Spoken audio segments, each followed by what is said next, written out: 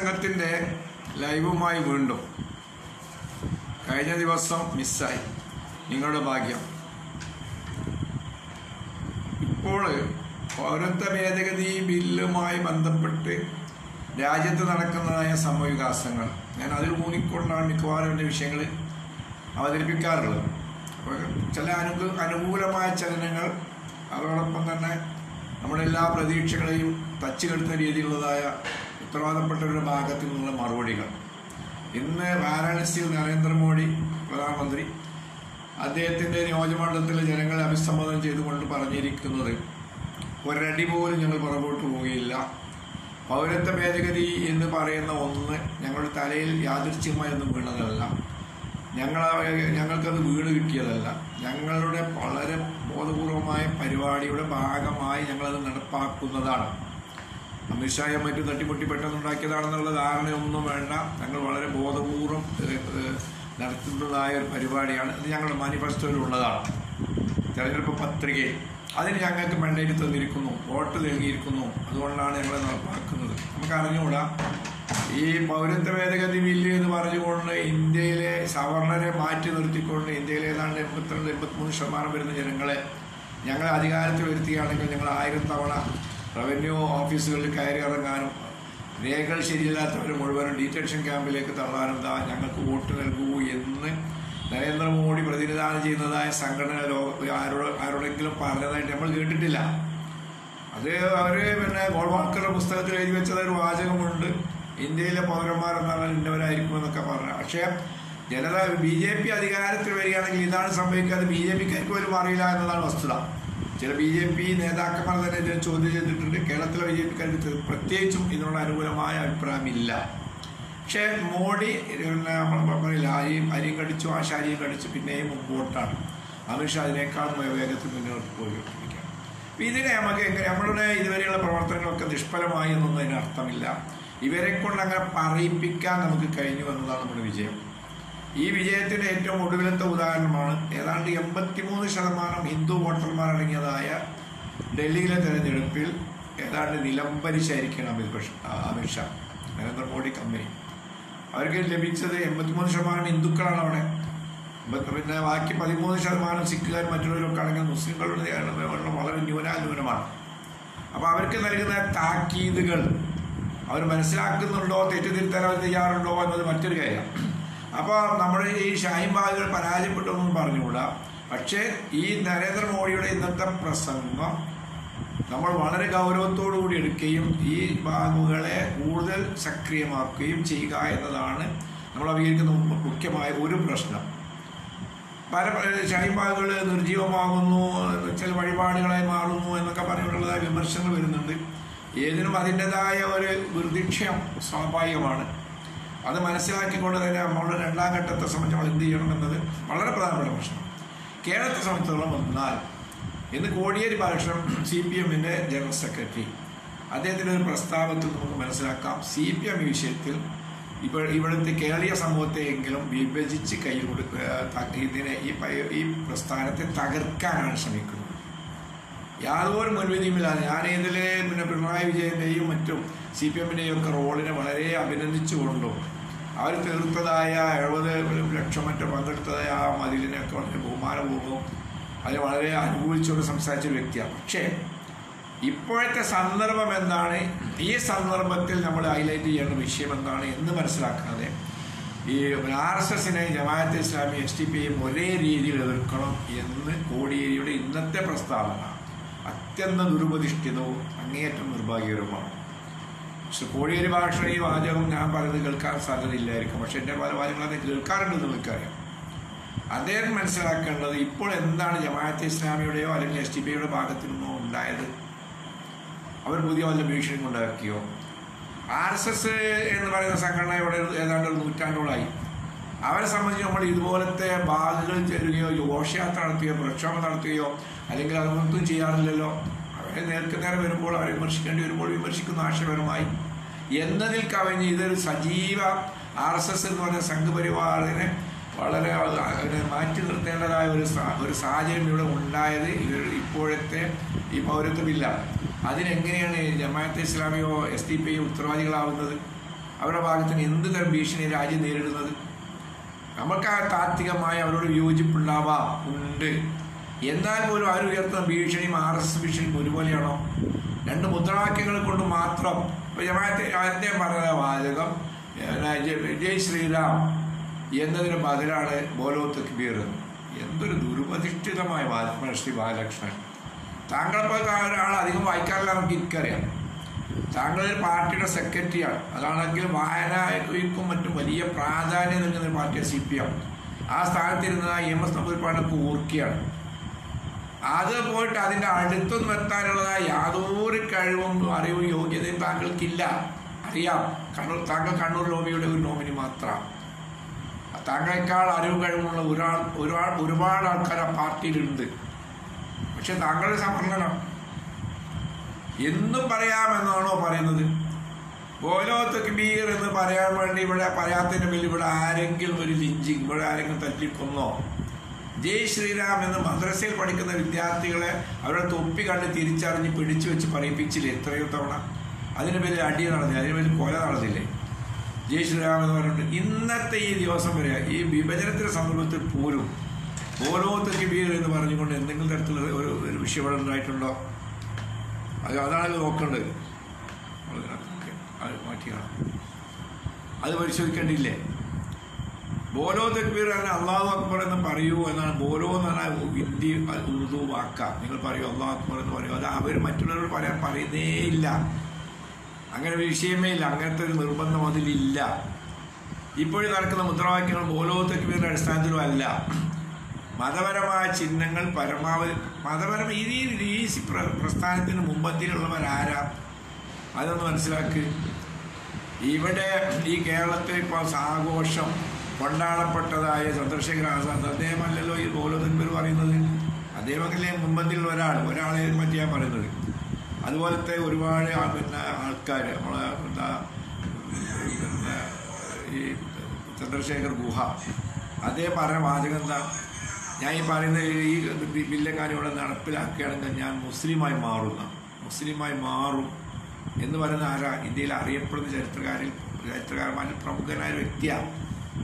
അതുപോലെ തന്നെ അഡ്വക്കേറ്റ് രശ്മിതയെ പോലുള്ള ആൾക്കാർ, അവരൊക്കെ പറയുന്നത് ശ്രദ്ധിച്ചൂടെ? അവരൊക്കെ ബോലോ തക്ബീർ പറഞ്ഞുകൊണ്ടാണ് ഈ ഇറങ്ങി വരുന്നത്. അങ്ങനെ അരുന്ധതികളായി ഇങ്ങനെ എത്ര ആളുകളെ ഇതിന് നേതൃത്വം നൽകുന്നതായ ആളുകൾ, ആ ആളുകൾ മുഴുവനോ ഈ കാര്യത്തിൽ ബോലോ തക്ബീർ പറഞ്ഞുകൊണ്ടാണോ? എന്തൊരു കഷ്ടമാണ്. അപ്പം ഇവിടെ ഞാൻ ഇപ്പോൾ പറഞ്ഞു വരുന്നത് SDPയുടെയോ ജമാഅത്തെ ഇസ്ലാമിയുടെയോ ഭാഗത്തിൽ നിന്ന് പുതിയൊരു വെല്ലുവിളിയോ ഭീഷണിയോ ഇവിടെ ഉണ്ടായിട്ടില്ലാത്ത സ്ഥിതിക്ക് ഇവിടെ നിന്ന് നമ്മളെ കൊണ്ട് ഫോറം പൂരിപ്പിക്കാൻ വേണ്ടി നമ്മൾ വാതിൽ വന്ന് മുട്ടിക്കൊണ്ടിരിക്കുന്നു. അറിഞ്ഞോ അറിയാതെയോ പല മുനിസിപ്പാലിറ്റികളും സംസ്ഥാന ഗവൺമെൻറ്റിൻ്റെ തീരുമാനം അഴകുഴമ്പൻ, ആ തീരുമാനത്തിൻ്റെ അനുസൃതമായി കടലാസുമായി വീടുകളിൽ എത്തിക്കഴിഞ്ഞു അവർ പലയിടങ്ങളിലും വന്ന് മുട്ടുന്നു, ആളുകൾ അവരെ ഓടിക്കുന്നു. ഇതല്ലേ അവസ്ഥ? ഏതെങ്കിലും SDPക്കാരൻ വന്നോ? അവർ നമ്മളോട് പിന്നെ ഫോറം പൂരിപ്പിക്കാൻ പറയുന്നുണ്ടോ? ഇല്ലെങ്കിൽ അവർ ഇവിടെ ഏതെങ്കിലും കൺസർവേഷൻ ക്യാമ്പ് ഉണ്ടാക്കുന്നുണ്ടോ? അവർക്ക് അഥവാ നമ്മൾ പിടിച്ചയക്കാൻ അവരുടെ കയ്യിൽ ആയുധമുണ്ടോ? അവിടെ ഇന്ത്യയിലെ മിലിറ്ററി അവരുടെ കയ്യിലാണോ? ഇന്ത്യയുടെ പോലീസ് അവരുടെ കയ്യിലാണോ? ഇന്ത്യയുടെ ഭരണങ്ങളുണ്ട്. ഏതെങ്കിലും ഒരു സ്ഥലത്ത് ഒരു പഞ്ചായത്ത് അവർ ഭരിക്കുന്നുണ്ടോ? ഇന്ത്യയിലെ 1,900 പഞ്ചായത്തുകളിൽ ഏതെങ്കിലും പഞ്ചായത്ത് ജമാഅത്തെ ഇസ്ലാമി ഭരിക്കുന്നുണ്ടോ? SDPക്കാരൻ ഭരിക്കുന്നുണ്ടോ? ഇതാണോ മറുഭാഗത്തെ സ്ഥിതി? പൊട്ടം കളിക്കുക എന്ന് പറയില്ലേ, പൊട്ടം കളിക്കുക. അതല്ലേ കോടിയേരിക്ക് താങ്കൾ ചെയ്യുന്നത്? നിർഭാഗ്യകരം എന്നല്ല പറയുന്നത്, എല്ലാവരും എന്താ പറയേണ്ടത്? ഈ ഇടതുപക്ഷത്തിനെ കൂടി ഈ പ്രസ്ഥാനത്തോട് ചേർത്ത് നിർത്തിക്കൊണ്ട് ഇക്കാര്യത്തിൽ നമുക്ക് യോജിച്ചുകൊണ്ടുള്ളതായ ഒരു പോരാട്ടം. നേരത്തെയുള്ള തെറ്റായ നിലപാട് കൊണ്ടാണ് കോടിയേരിയുടെ പാർട്ടിയുടെയും കോൺഗ്രസിന്റെയും മറ്റും തെറ്റായ നിലപാടുകൾ കൊണ്ടാണ് ഇവിടെ ഈ ശാപം, ഈ ദുരന്തം ഇന്ത്യൻ ജനതയുടെ, ഇന്ത്യൻ ഭരണഘടനയുടെ, ഇന്ത്യൻ ജനാധിപത്യത്തിന്റെ തലമുകളിലേക്ക് വീണത് എന്നത് മനസ്സിലാക്കണം.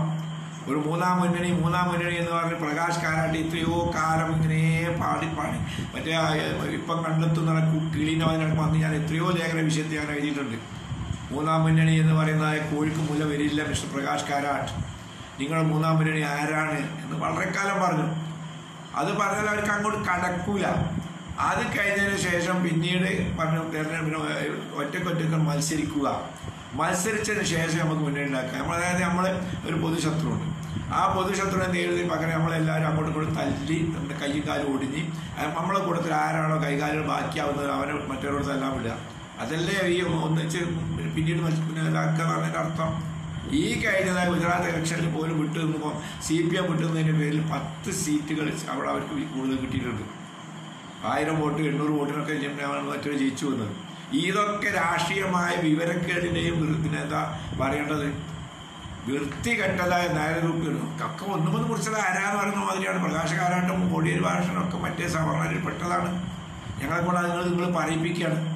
അപ്പോൾ ഇന്നത്തെ വിഷയം ഞാൻ ചർച്ച ചെയ്യുന്നത്, ഒന്ന്, നമ്മൾ ഗുരുതരമായ രീതിയിൽ നരേന്ദ്രമോദിയുടെ ഭാഗത്തു നിന്ന് നമുക്ക് ഈ വിഷയത്തിൽ ഭീഷണി ഉയർന്നിരിക്കുന്നു. 2, അതിനെ യോജിച്ച് നിന്നുകൊണ്ടുള്ളൊരു പോരാട്ടത്തിന് നമ്മൾ ഒരുങ്ങിക്കൊണ്ടിരിക്കുമ്പോൾ കോടിയേരി ഭാഷനും അദ്ദേഹത്തിൻ്റെ പാർട്ടിയും ഇതിൽ വിള്ളൽ വെക്കുന്നു, പാര വെക്കുന്നു, അത് നടത്തുന്നതിന് തടസ്സം സൃഷ്ടിക്കുന്നു. അതുകൊണ്ട് എനിക്ക് പറയാനുള്ളത് ഇവരെ കാത്തിരിക്കേണ്ടതില്ല. ആരാണോ ഈ സംഗതിക്ക് മുന്നോട്ട് പോകുന്നത് അവർ മുമ്പോട്ട് പോവുക. പക്ഷേ കുറേയും കൂടി ആസൂത്രണമായി ഫലപ്രദമായും അടുത്ത സമരരംഗം നമ്മൾ ആസൂത്രണം ചെയ്യേണ്ടതുണ്ട്. അതിനെന്തൊക്കെയാണ് ചെയ്യേണ്ടതെന്ന് നമുക്ക് നോക്കേണ്ടതുണ്ട്. ഇതാണ് എൻ്റെ വിഷയാവതരണം. ഇനി നിങ്ങളുടെ പ്രതികരണങ്ങളൊക്കെ ആകുമ്പോൾ ആളുകൾ പറയും നിങ്ങൾ വല്ലാതെ നീളുന്നു പലരും പറഞ്ഞു. എൻ്റെ അവതരണം ഞാൻ വളരെ ബ്രീഫ് ചെയ്യും. നിങ്ങൾ പ്രതികരിക്കുമ്പോൾ അതിന് ഞാൻ മറുപടി പറയേണ്ടതുണ്ടല്ലോ. നിങ്ങൾ കൂടി പ്രതികരിക്കാൻ വേണ്ടിയാണ് ഞങ്ങൾ ലൈനിൽ വരുന്നത്. അല്ലെങ്കിൽ അത് സ്വകാര്യമായിട്ട് ഫേസ്ബുക്കിൽ ഇടാവുന്നതേ ഉള്ളൂ.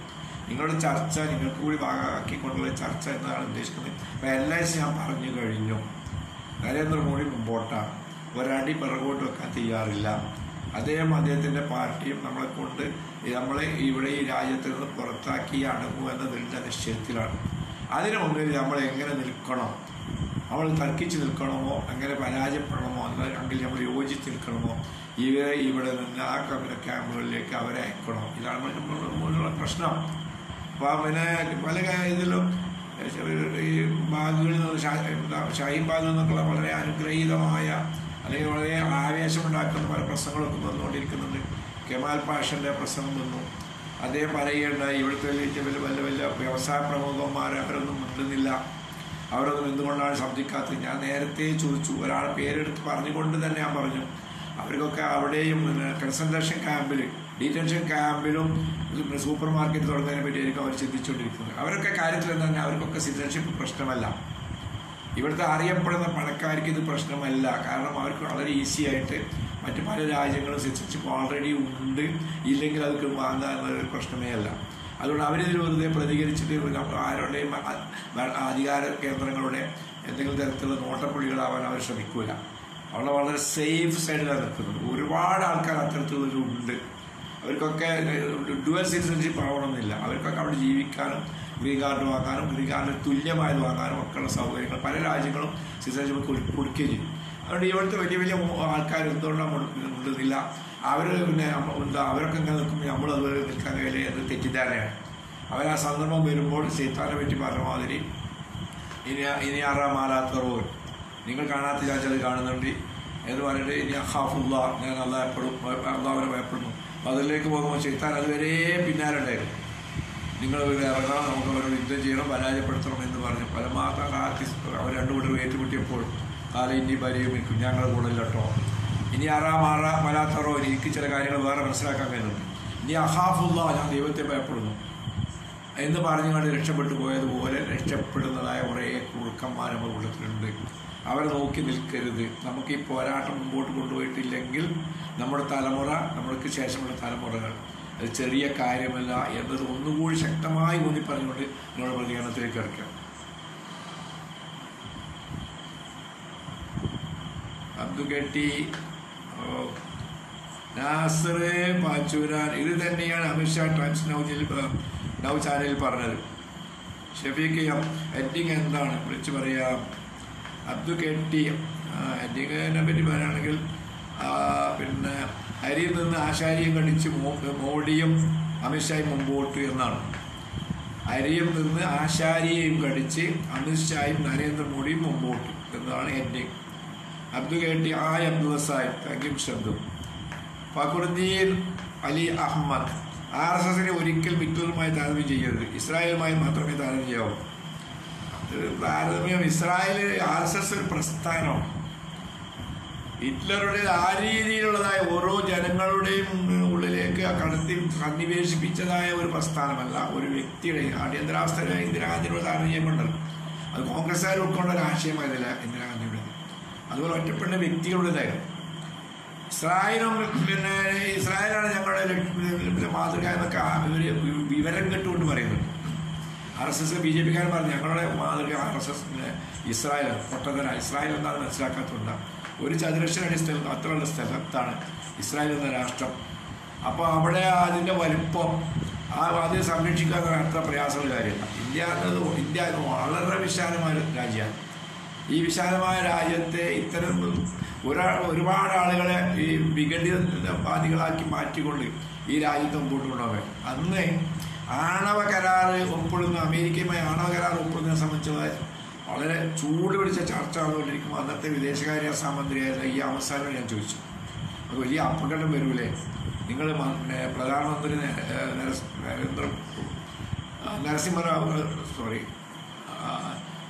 അദ്ദേഹത്തോട് ചോദിച്ചോ ഇതിനെപ്പറ്റി എന്തായിരിക്കും എൻ്റെ ഭവിഷ്യത്ത് എന്ന് ചോദിച്ചോ പറഞ്ഞ് ഇന്ത്യയെപ്പോലെ വിശാലമായൊരു രാജ്യവുമായി അമേരിക്കക്ക് കളിക്കാൻ കഴിയില്ല. അതുകൊണ്ട് അവർ വളരെ ശ്രദ്ധിച്ച് നമ്മളോട് പെരുമാറുള്ളൂ. ആ ഒരു മറുപടി ചില ആശയങ്ങൾ അടങ്ങിയിട്ടുണ്ട്. അതുകൊണ്ട് പിന്നെ ഇസ്രായേൽ എന്ന് പറയുന്ന രാജ്യത്തിന് അവരുടെ രാജ്യത്തിന് ജൂതന്മാരെ അവിടെ നിന്ന് നിഷ്കാസനം ചെയ്തതിനുള്ളൊരു പ്രതികാരം, അത് ചെയ്തതും അവിടുത്തെ പലസ്തീനികൾ മുസ്ലിങ്ങളല്ലെങ്കിൽ പോലും അവരുടെ വാക്തത്വ ഭൂമിയാണ്. ഇവിടെ ആരെങ്കിലും ഹിന്ദുക്കൾ ഇവിടുന്ന് വർദ്ധിച്ചിട്ടുണ്ടോ? ഇവർ പ്രതികാരം ചെയ്യാണത്. അവർ 2000 ചില കൊല്ലങ്ങൾക്ക് മുമ്പ് മുഖ്തനസറിനാൽ തുളച്ചു നീക്കപ്പെട്ട ഒരു സമുദായമാണ് ഇസ്രായേൽ. തുടർന്നാണ് അവർ ലോകത്തിന്റെ നാനാഭാഗത്തിലേക്ക് ചിതറിപ്പോയത്. അതുകൊണ്ടാണ് ഞങ്ങളിവിടെ തിരിച്ചെത്തിയിരിക്കുന്നു എന്ന് 1967 മോശദേവൻ പറഞ്ഞത് ഏൽപ്പിക്കുന്ന മതിൽ പിടിച്ചുകൊണ്ട്. ഇവരിവിടെ തന്നെ ഉള്ളവരല്ലേ? ഇവിടെ ഹിന്ദുക്കൾ ആരെങ്കിലും കൊണ്ട് പുറത്താക്കിയോ? ഇല്ലല്ലോ. പിന്നെ ഇസ്രായേലാണ് ഞങ്ങളുടെ മാതൃക, ഇസ്രായേൽ പോലെ. 3 ഇസ്രായേൽ എന്ന് പറയുന്നത് ഏതാണ് അമേരിക്കയുടെ ഒരു 52ാമത്തെ സ്റ്റേറ്റാണ്. ആ തരത്തിലുള്ള സംരക്ഷണം അവിടെ അമേരിക്ക നൽകും. കാരണം ജൂതന്മാർ, അമേരിക്കയിൽ നിന്ന് പോയ ജൂതന്മാരാണ് വലിയൊരു പങ്ക് ഇസ്രായേലുള്ളത്. മറ്റൊന്ന്, ഇസ്രായേൽ ലോബി അവിടെ ഇപ്പോൾ സജീവം. ഇന്ത്യക്ക് ആരാണുള്ളത്? ഇപ്പോൾ തന്നെ കോൺഗ്രസ്സുകാർ പ്രമേയം വന്ന് ഇന്ത്യക്ക് എതിരാണ്.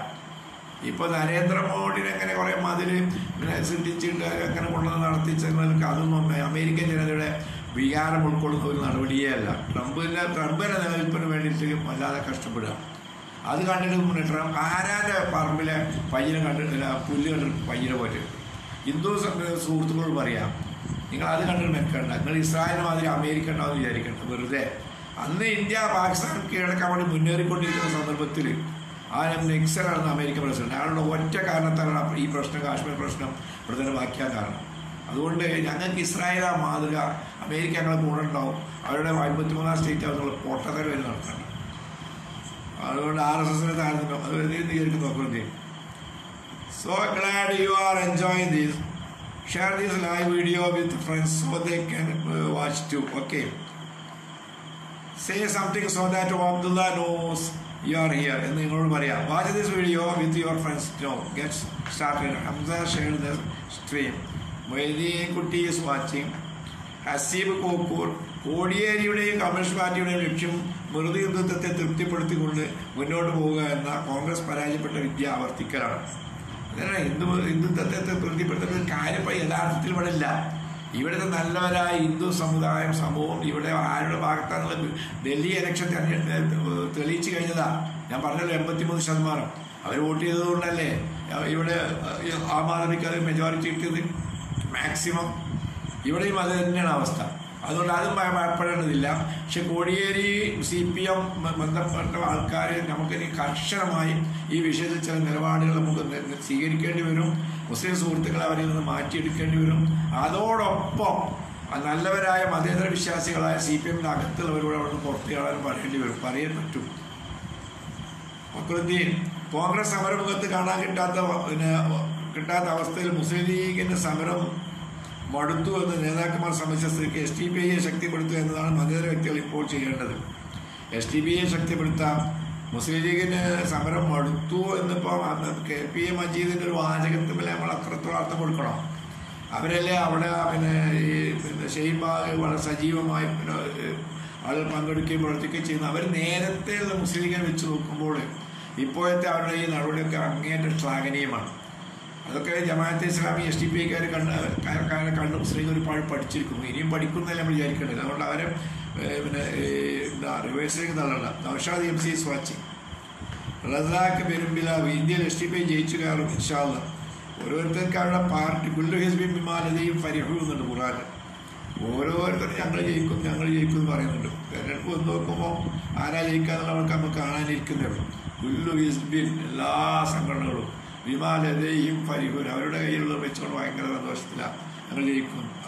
അതിനപ്പുറമൊന്നും ഇപ്പോൾ SDPI ജയിച്ച് കയറുന്നതിന് അർത്ഥമല്ല. പക്ഷെ അവർ ശക്തിപ്പെടുന്നുള്ളത് ശരിയാണ്. നസീം ജൗഹാർ നാലകത്ത് UDF കേരളത്തിലെങ്കിലും എല്ലാവരെയും ഒന്നിച്ച് നിരത്തി ശക്തമായ പ്രക്ഷോഭങ്ങൾക്ക് നേതൃത്വം നൽകേണ്ടതാണ്. കേരളത്തിൽ മാത്രമല്ല ഇന്ത്യയിൽ അവർക്ക് നേതൃത്വത്തിലാത്തതാണല്ലോ ഇപ്പോഴത്തെ ഇതിൻ്റെ മുഴുവൻ പ്രശ്നം. പക്ഷെ എന്ത് ചെയ്യാനാ, അവരുടെ ഒരു തലവിധി എന്ന് പറയാം. അല്ലെങ്കിൽ നമ്മളുടെ മുഹമ്മദ് ചിന്നാറ്റി കോടിയേരി തമ്പ്രാൻ്റെ പ്രസ്ഥാനം കൂടി വന്നു. ഞാനത് പറഞ്ഞു. കോടിയേരി വേണ്ടാത്ത പിന്നെ തീക്കൊള്ളി കൊണ്ട് തലയൊറിയാൻ ഇപ്പോൾ ചെയ്തിരിക്കുന്നത്. തലയിൽ അദ്ദേഹം തൊപ്പിട്ടുണ്ടെങ്കിലും അത് ചൊറിഞ്ഞ തലയിൽ തന്നെയാണ്. ഷറഫോ എനിക്ക് ഇരുട്ടി ഇന്ന് പ്രധാനമന്ത്രി പറഞ്ഞത് ഒരടി പിന്നിട്ടില്ലെന്ന്. ഇനിയുള്ള നാളുകൾ എന്തായിരിക്കും സംഭവിക്കുക? പ്രധാനമന്ത്രി പിന്നെ മുന്നോട്ടുള്ള കാല് പിടിച്ചു വെച്ച് കീഴ്പോട്ടിടും തന്നെ. എന്ത് ഇന്ത്യയിൽ എത്ര വലിയ മിലിറ്ററിയാണ് ശരി. ഞാൻ പറഞ്ഞു, ലോകത്ത് ഇതുപോലത്തെ പല പക്ഷങ്ങളും അവിടെയൊക്കെ മിലിറ്ററി ഉണ്ട്. ഭരണകൂടങ്ങളുടെ കയ്യിൽ എല്ലാ ആയുധങ്ങളും ഉണ്ടായിട്ട് അവിടുത്തെ ജനങ്ങൾ തെരുവിൽ ഇറങ്ങിയിട്ടില്ല, ഒന്നും ചെയ്യാറില്ല. കുറേ എണ്ണത്തിനെ കൊല്ലും. എത്ര എണ്ണത്തിനെ കൊല്ലും? അത് രാത്രി പോയി കടന്നുറങ്ങണ്ടേ? കഴിയില്ല. ജനങ്ങൾ തെരുവിലിറങ്ങിയിട്ട് ഇങ്ങോട്ട് കയറൂല. ഇപ്പോൾ നമ്മളെ ഷെയ്ബാഗിൽ നിന്ന് അങ്ങോട്ടുള്ള റോഡ് തുറക്കുക എന്നൊക്കെ സുപ്രീം കോടതി പറഞ്ഞാൽ ബാക്കി 7 റോഡ് അങ്ങോട്ടുള്ള 7 പുറത്ത് വേറെ തുറക്കും. അങ്ങോട്ട് പോകേണ്ടി വരും. എന്താ ചെയ്യുക? അപ്പം മനസ്സിലാവും എന്താണ് ജനങ്ങൾ തെരുവിലിറങ്ങുക. അപ്പം കുറച്ച് മുമ്പ് ഞാൻ ആ ഫോക്ലാൻഡ് യുദ്ധകാലത്ത് ഞാൻ നോക്കിയിട്ടുണ്ട്. അർജന്റീനയിൽ ജനങ്ങൾ അങ്ങോട്ട് ഇറങ്ങി എന്താ ചെയ്യാൻ കഴിയുക? എത്ര ആളെ വെടിവെക്കാൻ കഴിയാം? ഈ പറയുന്ന പലസ്തീനിൽ തന്നെ നെതന്യാഹുവിന് ഒരു മാസം കൂടി യോഗത്തിൽ പ്രസംഗിക്കാൻ കഴിഞ്ഞില്ലല്ലോ. കാരണം അങ്ങനെ നിങ്ങൾ പറയുന്ന അച്ചടക്കത്തിനൊന്നും ഒരു അർത്ഥം ഉണ്ടാവില്ല. ജനങ്ങൾ അങ്ങനെ ഇറങ്ങിക്കഴിഞ്ഞാൽ പിന്നെ അതൊരു ഇറങ്ങലായിരിക്കും. ഇപ്പം BJPക്കാരൻ യോഗം നടത്തുന്നത് പിന്നെ പീഡിയ പൂട്ടി ഓടണം ഇപ്പോൾ നമ്മളാണോ പറയുന്നത്? ഒരൊറ്റ കട മുസ്ലിമിൻ്റെ ഇല്ലാത്ത സ്ഥലത്ത് വേണ്ടി യോഗം നടത്തി. അതുകൊണ്ട് അവിടെ നിന്ന് പൂട്ടിയ പിന്നെ ആൾക്കാർ പോയിക്കാഞ്ഞു. കാരണം ഇത് ഈ പരിപ്പ് വേവാൻ പറ്റൂല എന്ന് ആളുകൾക്ക് മനസ്സിലാവുന്നതുകൊണ്ടാണ്. അതുകൊണ്ട് ഒരടി മുന്നോട്ടല്ല 10 അടി ഒന്നിച്ച് കീഴ്പോട്ടിന് വർദ്ധിപ്പിക്കാൻ കഴിയും. ജുബൈർ വല്ലപ്പുഴ മങ്കി ബാത്തിൽ മുന്നോട്ട് ജനങ്ങളുടെ മുമ്പിൽ പിന്നോട്ട്, മങ്കി ബാത്തിൽ മുന്നോട്ട് ജനങ്ങളുടെ മുമ്പിൽ പിന്നോട്ട് പോകും ഇൻഷാ അല്ലാഹ്. പക്ഷേ മാൻകി ബാത്തേക്കല്ല, മങ്കി അങ്ങനെ ആക്കിയതാണ്. മാങ്കി എന്നുള്ളത് മങ്കി ബാത്തിനെ കളിയാക്കിക്കൊണ്ടാണ് സുബൈർ പറയുന്നത്. മങ്കി ബാത്തിൽ മുന്നോട്ട് ജനങ്ങളുടെ മുമ്പിൽ പിന്നോട്ട് പോകും ഇൻഷാ അല്ലാഹ്. പക്ഷേ അയിത്തം എല്ലാം ഒന്നുകൂടി മാറാനുണ്ട്. അതിനുള്ള പണി വല്ലതും നടക്കുമോ സാഹിബേ? ഒരുപാട് മെനക്കെടേണ്ടി വരും. ഒരുപാട് വീഴ്ചകൾ സംഭവിക്കും. ആ വീഴ്ചകളിൽ നമ്മൾ പാഠം പഠിച്ചുകൊണ്ട് മുമ്പോട്ട് പോകും. പ്രവാചകന്റെ കാലത്ത് തന്നെ യുദ്ധത്തിനും അതിനുള്ള ഒരുക്കങ്ങളിലൊക്കെ ഒരുപാട് വീഴ്ചകൾ വന്നു.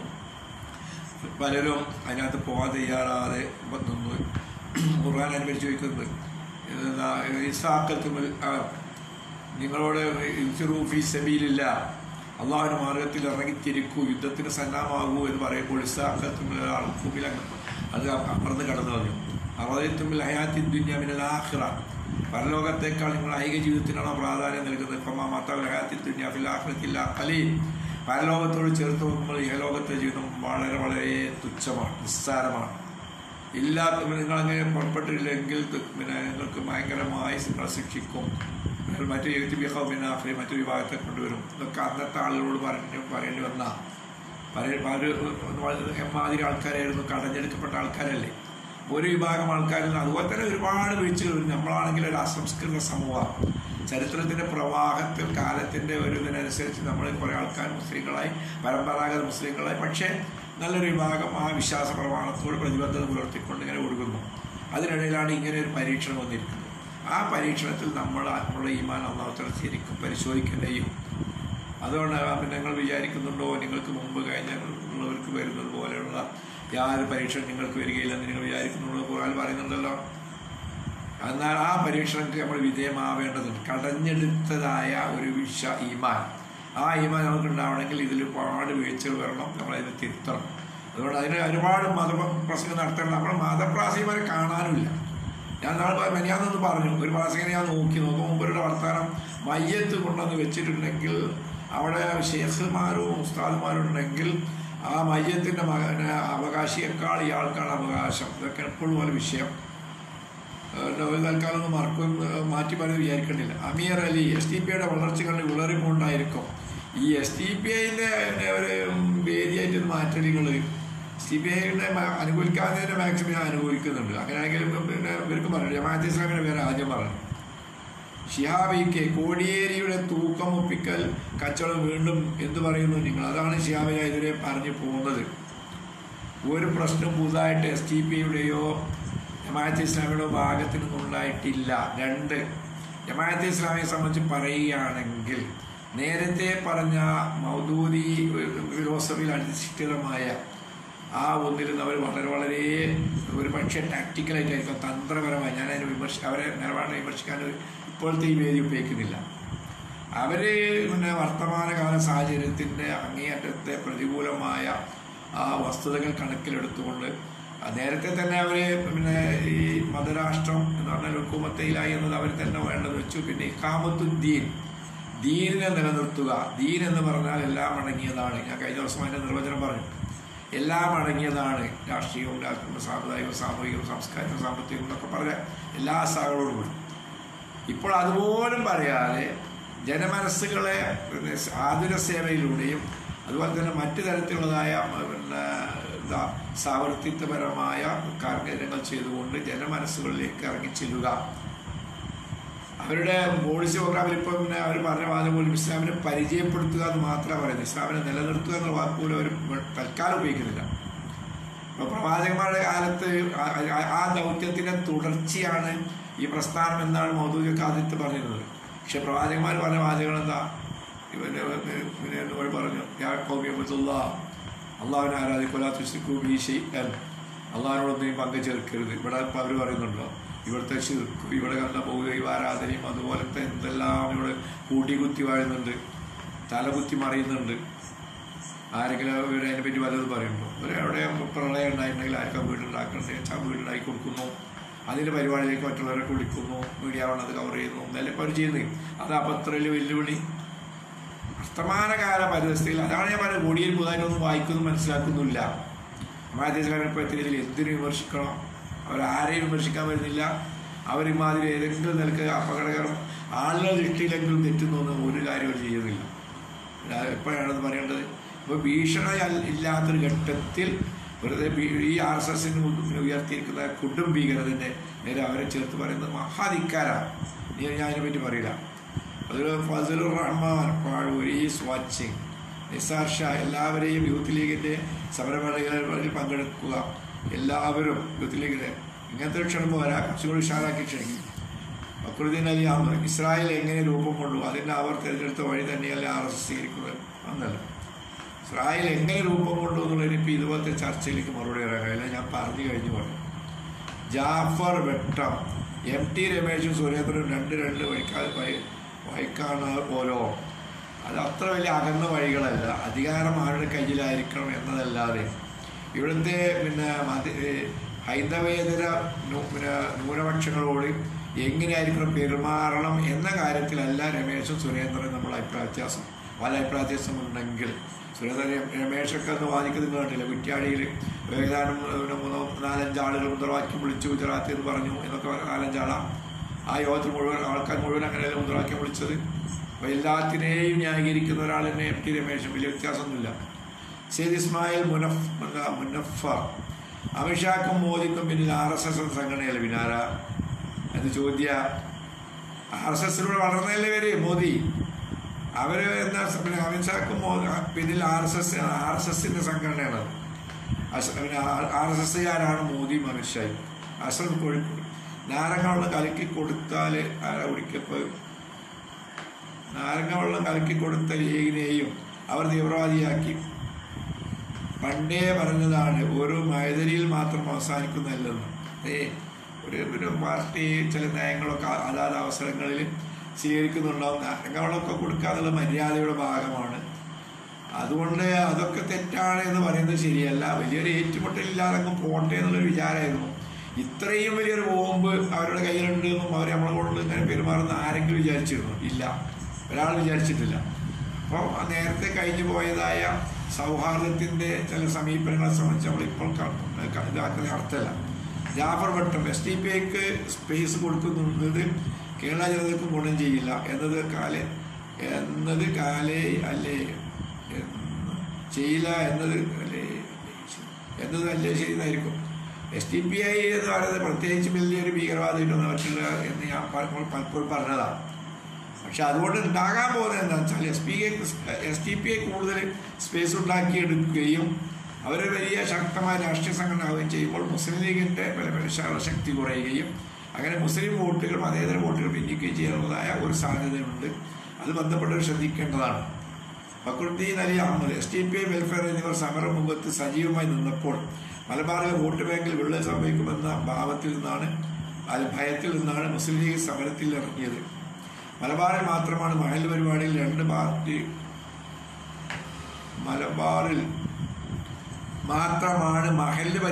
രണ്ട് പാർട്ടിക്കാർക്ക് ഹറാമുള്ളൂ.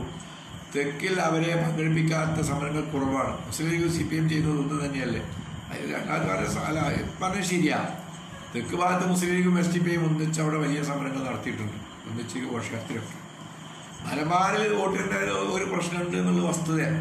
പക്ഷെ ഞാനതിൻ്റെയൊക്കെ അപ്പുറമാണ് കാണുന്നത്. ഇപ്പോഴത്തെ സമയത്ത് ആര് മുതലെടുക്കുന്നു, ആര് ഉപയോഗപ്പെടുത്തുന്നു എന്നതിനേക്കാളധികം ഈ രണ്ട് വോട്ടിനെയും നമ്മൾ മറ്റവർക്കെതിരെ ഉപയോഗിക്കാൻ വേണ്ടി കൂട്ടുപിടിച്ച് നിൽക്കണം എന്നതാണ് എൻ്റെ പോയിന്റ്. നസീം ജൗഹർ നാലകത്ത് മഹല്ല് തലങ്ങളിൽ നടന്ന ഒന്നിച്ചുള്ള സമരങ്ങൾ ഭരണകൂടങ്ങളെ വിറളിപ്പിച്ചിരുന്നു. ഇസ്ലാമിൻ്റെ പൈതൃകത്തെ അനുസ്മരിക്കും വിധമുള്ള സമരമായിരുന്നു അത് ലൈവായി നടത്തേണ്ടതല്ല എന്ന് തീർച്ചയായും.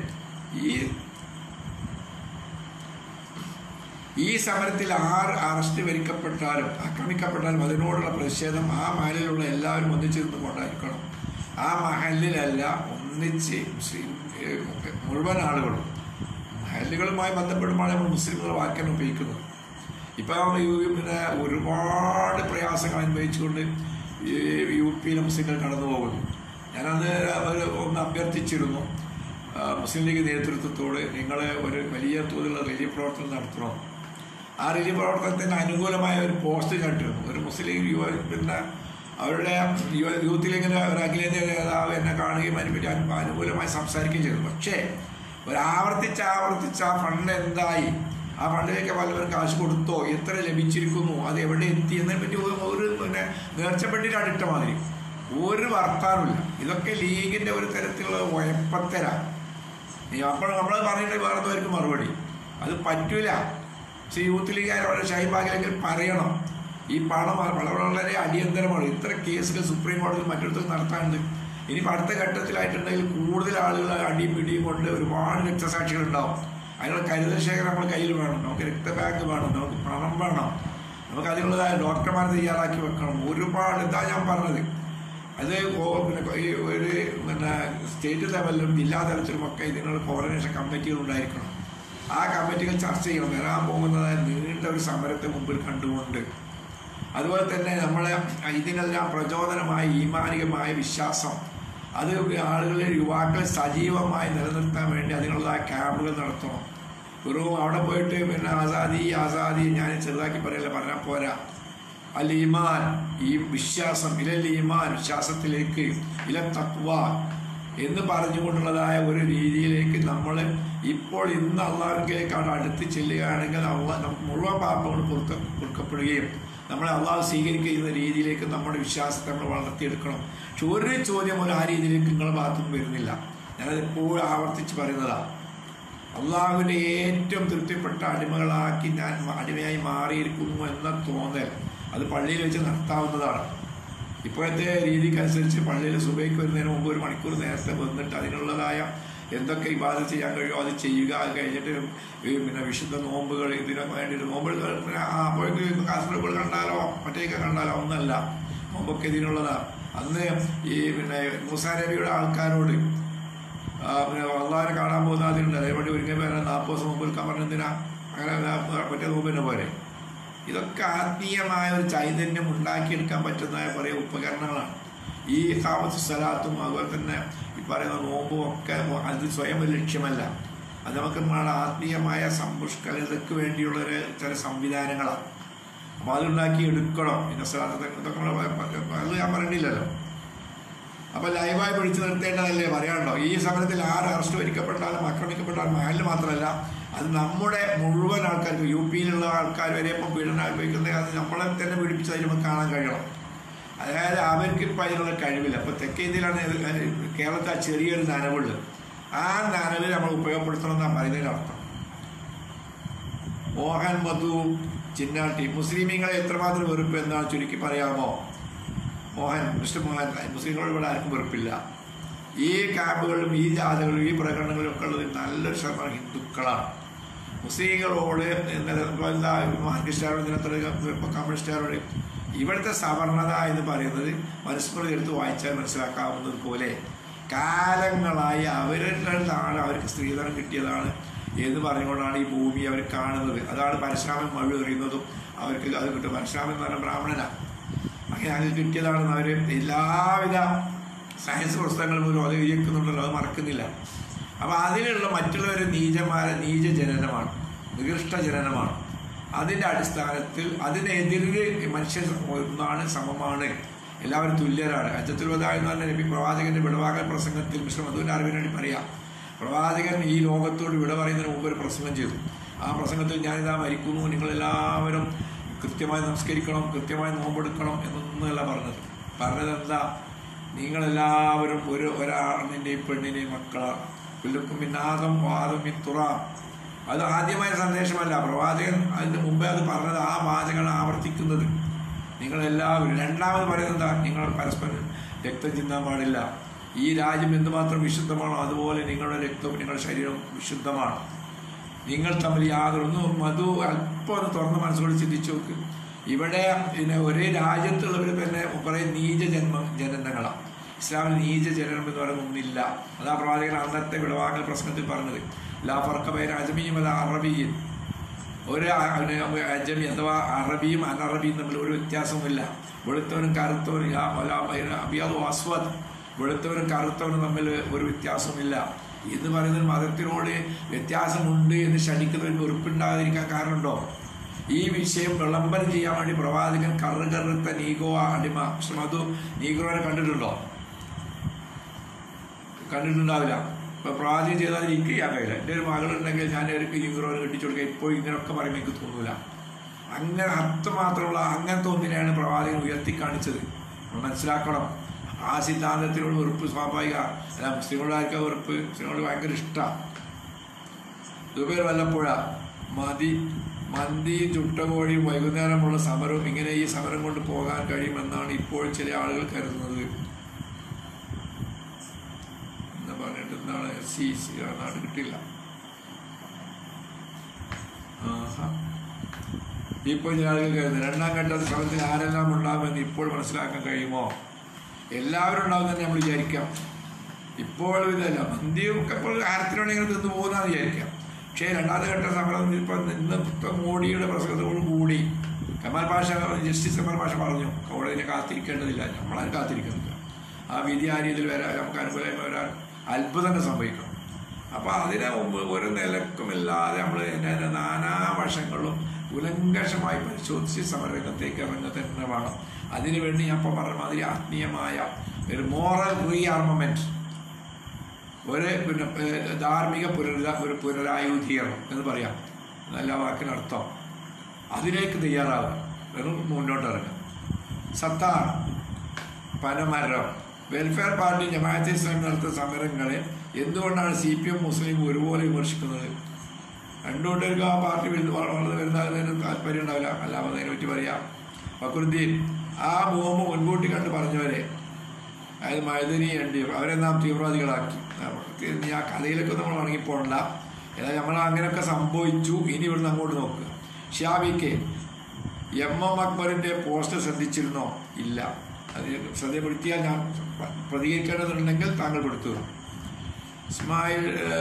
Ismail Shanaz is watching. ജാഫർ വെട്ടം, നിങ്ങളുടെ പല സംസ്ഥാനങ്ങളും പൗരത്വ പ്രശ്നം ഒരു കമ്മ്യൂണൽ പ്രശ്നമായി ചുരുങ്ങുന്നുണ്ടോ എന്നൊരു സംശയം. അങ്ങനല്ലേ, ഇതിൽ മതപരമായ ചില ഘടകങ്ങൾ വരുമ്പോൾ അതിന് മറുപടി പറയേണ്ടി വരിക. ഇപ്പോൾ നേരത്തെ മധു ചോദിച്ചിരുന്ന മുസ്ലിങ്ങളോട് എന്താ എല്ലാവർക്കും വെറുപ്പ്, അപ്പോൾ ഞാൻ എങ്ങനെ മറുപടി പറയേണ്ടത്? ഒരു ഉദാഹരണം പറയാം. അതുപോലെ ഇവിടെ ജമാഅത്തെ ഇസ്ലാമിയെ ഇന്ന് കോടിയേരി ബാലകൃഷ്ണൻ പറയുമ്പോൾ ഞാൻ ജമാഅത്തെ ഇസ്ലാമി എന്തിനു വേണ്ടി നിലകൊള്ളുന്നു എന്ന് പറയേണ്ടതില്ലേ? അതുകൊണ്ട് എൻ്റെ പ്രതികരണത്തിൽ കുറേ സെക്യുലറിസം നടത്തിയോണ്ട് കാര്യമില്ല. ഞാൻ അഭിമുഖീകരിക്കുന്നതായ, ഞാൻ അഡ്രസ്സ് ചെയ്യുന്നതായ എൻ്റെ ആൾക്കാർക്ക് മുമ്പിൽ വെച്ചുകൊണ്ടാണ് എനിക്ക് സംസാരിക്കാൻ പറ്റുള്ളൂ. മൊയ്തൂർ ഷെയ്ഖ്, ഈ ലൈവ് കൂടുതൽ ജനകീയമാകണം. താങ്കളുടെ വ്യക്തിബന്ധം ഉപയോഗിച്ച് മറ്റു മതസ്ഥരെ കൂടി ചർച്ചയിൽ എത്തിക്കാൻ കഴിയും. ഇത് തന്നെ വലിയൊരു പ്രസ്ഥാനമാക്കാം. ആര് പ്രതികരിക്കുന്നതിന് വിരോധമില്ല, എന്ത് പറഞ്ഞതിന് വിരോധമില്ല. ഒരുപാട് ആൾക്കാർ നേരത്തെ ഒരുപാട് തെറിയേറ്റ് വന്നിരുന്നു. ഇപ്പം അവരുടെ തെറി ഒന്നും കാണുന്നില്ല. അതിൽ ഞാൻ അസ്വസ്ഥനല്ല. പക്ഷെ ആളുകളെ ഇത് ഉൾക്കൊള്ളുന്നു എന്ന് മനസ്സിലാക്കുന്നുള്ളൂ. നമുക്ക് ചെയ്യാൻ കഴിയുന്ന അണ്ണാരക്കണ്ണൻ തന്നാലാവുന്നത് എന്ന രീതിയിലുള്ള ഒരു കാര്യമായിട്ടെങ്കിലും ഇത് അള്ളാഹുതആല കബൂലാക്കുമെന്ന് തന്നെ ഞാൻ വിചാരിക്കുന്നു. മറ്റ് സമുദായക്കാരെ വേദനിപ്പിക്കുന്ന ഒന്നും തന്നെ എൻ്റെ മനസ്സിലില്ല.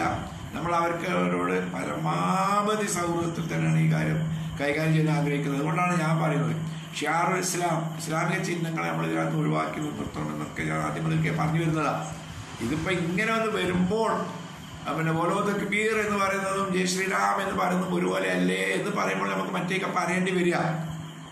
അപ്പോൾ മൂസാ നബിയുടെ ചരിത്രം നൈൽ നദി മുറിച്ച് കടന്ന ചരിത്രമേ അറിയൂ. അക്കരെ എത്തിയ മൂസാ നബിയുടെ ചരിത്രം പഠിപ്പിക്കണം. അതൊരുപാട് പറയേണ്ടതാണ്. അക്കരെ എത്തി നൈൽ നദിയാണോ മുറിച്ച് കടന്നതെന്നുള്ളത് ഞാൻ യോജിക്കുന്നില്ല. ഏത് നദിയാണ് മുറിച്ച് കടന്നതെന്നുള്ളത് ഏതായാലും ആ ചരിത്രം നമ്മൾ പഠിക്കേണ്ടതാണ്. അങ്ങോട്ട് പിന്നെ പലസ്തീനിലേക്ക് പോകാൻ വേണ്ടി പറഞ്ഞു. അപ്പം പറഞ്ഞപ്പോൾ അവിടെ പിന്നെ ഒറ്റവാക്കി പറയാം, ഞങ്ങൾ അങ്ങോട്ട് പോകില്ല. പിന്നെ കൗമൻ ജബ്ബാരിൻ അല്ലന്മാരായ കുറേ ആൾക്കാരാണ് അങ്ങോട്ടുള്ളത്. ഞങ്ങൾ അങ്ങോട്ട് പോവില്ല. ഞങ്ങളോട് ഇതാത്ത ഉറബുക്ക് പിന്നെ മുസ താങ്കളുടെ ദൈവം പോയി യുദ്ധം ചെയ്തോളൂ, SDPക്കാരും ജമാഅത്തുകാരും പോയി ചെയ്യട്ടെ എന്ന് ആ രീതിയിൽ അവരുടെ പ്രതികരണം ഉണ്ടായി. അവസാനം അവർ കൂടുതൽ തൻ്റെ ഇടല്ല രണ്ടാൾക്കാർ മുമ്പോട്ട് വന്നു. അവർ പറഞ്ഞു നമ്മൾ പോവുക.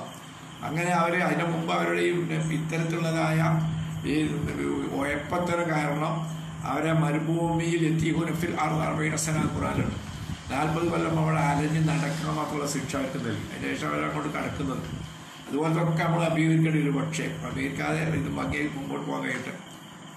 പ്രകൃതി നൈലതിയെ മുറിച്ച് കടന്ന മൂസാ നബിയെ നമുക്കറിയില്ല. അക്കരെ എത്തിയ മൂസാ നബി അത് 2 വട്ടം ഉണ്ടല്ലോ പ്രകൃതിയും. ശരി. ഇസ്മായിൽ ഷാനാസ്, UPയിലെ മുസ്ലിങ്ങളുടെ ഈ അവസ്ഥയിൽ കേരളത്തിലുള്ള മുസ്ലിങ്ങൾക്ക് എന്ത് സഹായിക്കാനാണ് ചെയ്യാൻ കഴിയുക? സംയുക്ത സമയത്ത് സഹായം ചെയ്യാൻ കഴിയില്ലേ? കഴിയല്ലോ. എന്തെല്ലാം സഹായിക്കാൻ കഴിയും? അവിടെ അവരുടെ പിന്നെ ഈ മരിച്ചുപോയ ആൾക്കാരുടെ കുടുംബങ്ങളെ നമുക്ക് സഹായിക്കാൻ സാമ്പത്തികം കഴിയും, നല്ല രീതിയിൽ കഴിയും. അപ്പോൾ നമ്മളെല്ലാവരും ഒരാഴ്ചത്തെ മന്തിയോട് ഒഴിവാക്കാനാണ്. ഇത്രയും വേണ്ടിയുള്ളൂ. അങ്ങനെ നമ്മളെല്ലാവരും കൂടി തീരുമാനത്തിലെത്തണം. പരിക്കേറ്റവരെ ശുശ്രൂഷിക്കാൻ നമുക്ക് പണം കൊണ്ട് സാമ്പത്തികം സഹായിക്കാൻ കഴിയും. അതുപോലെ തന്നെ ഇവരുടെ കേസ് വാദിക്കാൻ വേണ്ടി ലീഗൽ സെൽ ഉണ്ടാക്കിയിട്ട് അതിനുവേണ്ടി വാദിക്കാൻ കഴിയും. എന്താ ചോദ്യം? അങ്ങനെ അതിൽ ഒരുപാട് കാര്യങ്ങൾ ചെയ്യാൻ കഴിയും. പക്ഷെ അതിനു വേണ്ടിയുള്ള ഒരുക്കങ്ങൾ ഉണ്ടായിരുന്നില്ല. അവിടെ ഇവിടുന്ന് ഇങ്ങനെ ചായയും പാചകത്തിൽ പാട്ട് കിട്ടും. അതിങ്ങനെ കേട്ടിങ്ങനെ ആരാക്കി നടക്കും, അണ്ട് മുദ്രാവാക്യം വിളിക്കും. ഇതിന്മേൽ ഒതുങ്ങിപ്പോവുക. ശരിയായ നേതൃത്വം ഇതിനില്ല എന്നതാണ് വസ്തുത. നീ കണ്ടാലറിയാം, കൊണ്ടാലറിയാം, നീ കൊണ്ടാലറിയും. LP Karim is watching. Okay, thanks mister Karim. Mujeeb CK, mister Abdullah Sahib, ഫാസിസത്തിന്റെ ഈ കെട്ട കാലത്ത് താങ്കളെ പോലുള്ള കാഴ്ചപ്പാടുള്ള വ്യക്തികൾ ഒറ്റതിരിഞ്ഞ് നിൽക്കാതെ ഏതെങ്കിലും ഒരു മുസ്ലിം സംഘടിത പ്രസ്ഥാനത്തിന്റെ ഭാഗമായി പ്രവർത്തിച്ചുകൂടെ?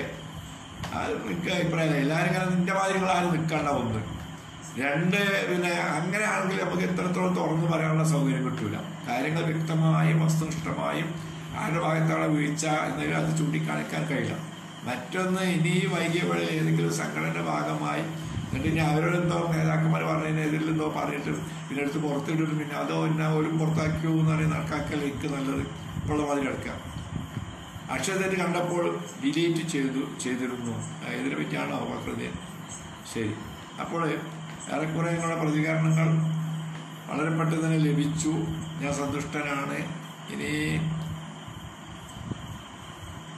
47 മിനിറ്റ് നമ്മൾ ഇതിനാണ് ചെലവഴിച്ചു. പിന്നെ അത് മനസ്സിലാക്കും. ഇനി കൂടുതൽ പിന്നെ പ്രതികരണങ്ങളില്ലാത്തത് കൊണ്ട്, പെട്ടെന്ന് വരാത്തത് കൊണ്ട് ഞാൻ ഇന്നത്തെ ഉപസംഹരിക്കുകയാണ്. ഞാൻ വീണ്ടും നിങ്ങളോട് പറയുന്നത്, നമ്മുടെ ഈ ദുനിയാവിലെ ഈ പോരാട്ടത്തിന് നമുക്ക് വേണ്ട രീതിയിലുള്ളതായ ആത്മീയമായ ബലം ലഭിക്കേണ്ടതുണ്ട്. അതിനെപ്പറ്റി ആരും ഈ പ്രതികരണങ്ങളൊക്കെ കണ്ടിട്ടുണ്ടെങ്കിൽ ഒരു കുട്ടി പോലും അതിനെപ്പറ്റി പറയുന്നില്ല. നമ്മളുടെ ആത്മീയമായ ബലം, ഈമാനികമായ നമ്മുടെ വിശ്വാസം, നമ്മുടെ തഖ്വ അതിൽ നിന്ന് ഉണ്ടാക്കിയെടുക്കേണ്ടതാണ്. അതിനുള്ളതായ ശ്രമങ്ങൾ ചെയ്യാൻ നമുക്ക് ആരുടെയും അനുവാദം വേണ്ടതില്ല. അത് മറ്റവരൊക്കെ എന്താ പറഞ്ഞോളണമെന്നില്ല. നമുക്ക് തന്നെ സ്വന്തം ഉണ്ടാക്കിയെടുക്കാൻ കഴിയും. അങ്ങനെ ഉണ്ടാക്കിയെടുത്താൽ മാത്രമേ ഈ പോരാട്ടം മുമ്പോട്ട് പോകാൻ പറ്റൂ. അങ്ങനെ ആകുമ്പോൾ മാത്രമേ അതിൽ പരാജയപ്പെടാതിരിക്കൂ. ഖുർആനകത്ത് ഒരു വാചകമുണ്ട്, ഖുൽ തറബ്ബസ്ന ഇല്ലാ ഇഹ്ദൽ ഹുസ്നൈ വനഹ്നു നതറബ്ബസു ബികും യസീബകുമുല്ലാഹു ബിഅദാബിൻ മിൻ ഇന്ദിയ ബിഐദീന. രണ്ടാമതൊന്നല്ലേ സംഭവിക്കുക. ഞങ്ങളുടെ കാര്യത്തിൽ ഞങ്ങൾക്ക് ഇതിൽ അഥവാ എന്തെങ്കിലും ഒന്ന് സംഭവിച്ചാൽ അള്ളാഹുണ്ട്, അള്ളാഹുവിൻ്റെ അടുത്ത് മുഴുവൻ ലഭിക്കും. നമ്മളിത് പരാജയപ്പെടുന്ന പ്രശ്നമില്ല. മറ്റവരങ്ങനെയല്ല. അവർക്ക് അങ്ങനെ ഒരു പരലോകം പ്രതീക്ഷിച്ചുകൊണ്ടല്ല അവർ ഈ വക നീക്കങ്ങൾ നടത്തുന്നത്. അതുകൊണ്ട് നമുക്കിതിൽ രണ്ടായാലും ഇപ്പം തോറ്റാൽ പോലും നമുക്ക് അള്ളാഹുവിൻ്റെ അടുത്ത് പ്രതിഫലം ഉണ്ടാവും. ജയിച്ചാൽ ആവട്ടെ, പിന്നെ അത് പറയാനുണ്ട്. അപ്പം അത്തരം കാര്യങ്ങളൊക്കെ ഒന്നുകൂടി പഠിച്ചുകൊണ്ട് അപ്പോൾ ഇതിങ്ങനെ ഈ സംസാരത്തിനിടയിൽ ഇങ്ങനെ ഓർമ്മ വരുന്ന ആ കാര്യങ്ങളൊക്കെ പറയുന്നത്. അതുകൊണ്ട് നിർത്തുന്നു. നിങ്ങൾക്ക് എല്ലാവർക്കും തന്നെ ഒരു നല്ല രാത്രി. അസ്സലാമു അലൈക്കും.